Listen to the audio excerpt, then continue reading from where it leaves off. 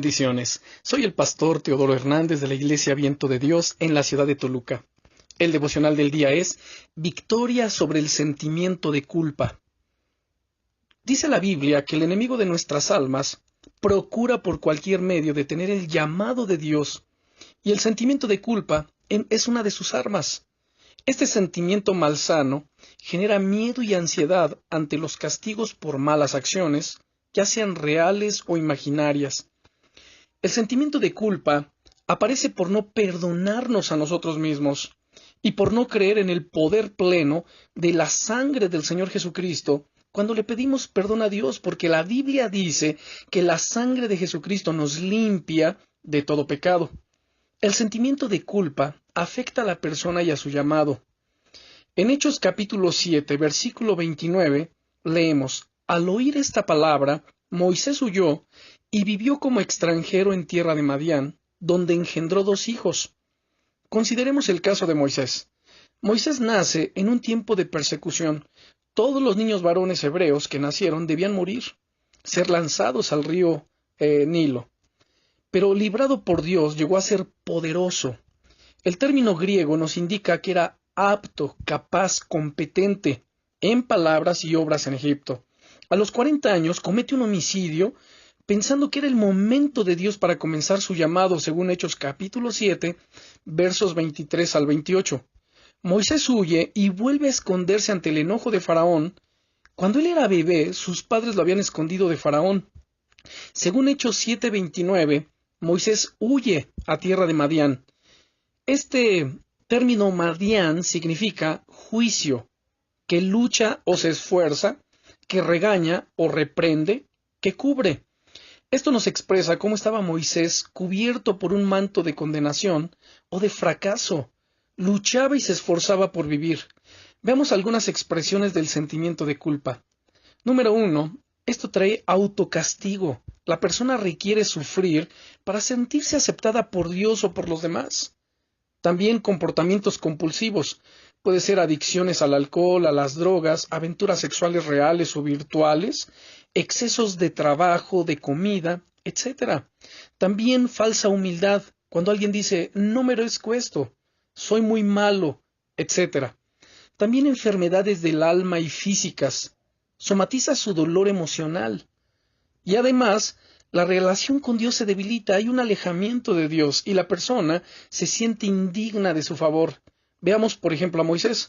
Su autoestima, sus sueños y visión fueron anulados según Éxodo capítulo 3 y versículo 11, donde leemos: Entonces Moisés respondió a Dios: ¿Quién soy yo para que vaya Faraón y saque de Egipto a los hijos de Israel? Segundo, sus capacidades y talentos fueron enterrados. Recordemos que la Biblia dice que era poderoso en palabras, según Éxodo 4:10. Tercero, la persona no cree que Dios pueda usarlo, no cree que Dios pueda hacerlo. En Éxodo 4:13 leemos: Y él dijo: Ay, Señor, envía, te ruego, por medio del que debes enviar. Él se sentía indigno del llamado de Dios y de la misión a la que Dios lo había estado llamando. Pero gracias a Dios, que en él hay restauración. Recordemos que el Señor Jesucristo es nuestro sumo sacerdote y por eso se compadece de nuestras debilidades. Debilidades desde el griego es atseneia, traduce también fragilidad, incapacidad, timidez. La Biblia nos invita a acercarnos a aquel que nos comprende y que tiene el poder para ayudarnos a superar esa dificultad y todas las demás, por supuesto. Dios restaura la identidad de sus hijos. En Mateo capítulo 3, versículos 13 al 17, y leemos: Entonces Jesús vino de Galilea a Juan al Jordán para ser bautizado por él. Mas Juan se le oponía diciendo: Yo necesito ser bautizado por ti, ¿y tú vienes a mí? Pero Jesús le respondió: Deja ahora, porque así conviene que cumplamos toda justicia. Entonces le dejó. Y Jesús, después que fue bautizado, subió luego del agua, y aquí los cielos le fueron abiertos, y vio al Espíritu de Dios que descendía como paloma, y venía sobre él. Y hubo una voz de los cielos que decía: Este es mi Hijo amado, en quien tengo complacencia. El Señor Jesús, Él sabía quién era, aunque las autoridades religiosas y muchos dijeron otra cosa. Dios restauró la identidad de Moisés, pues él dijo, ¿quién soy yo para ir? Y por eso Dios le reveló, yo soy el que soy. O sea, no eres tú, es Dios en ti. No se trata de lo que puedes hacer, sino de cuán poderoso es Dios para hacerlo a través de ti. Nuestra identidad está en la persona de Jesucristo y en Él estamos completos. Seguramente hemos cometido fallas, quizá hemos pecado, pero es el tiempo de poner nuestra mirada en el Señor con un corazón sincero y aceptar por la fe su perdón, su gracia, su misericordia, confiar en su poder para llevar a cabo el plan con el cual nos diseñó desde antes de la fundación del mundo.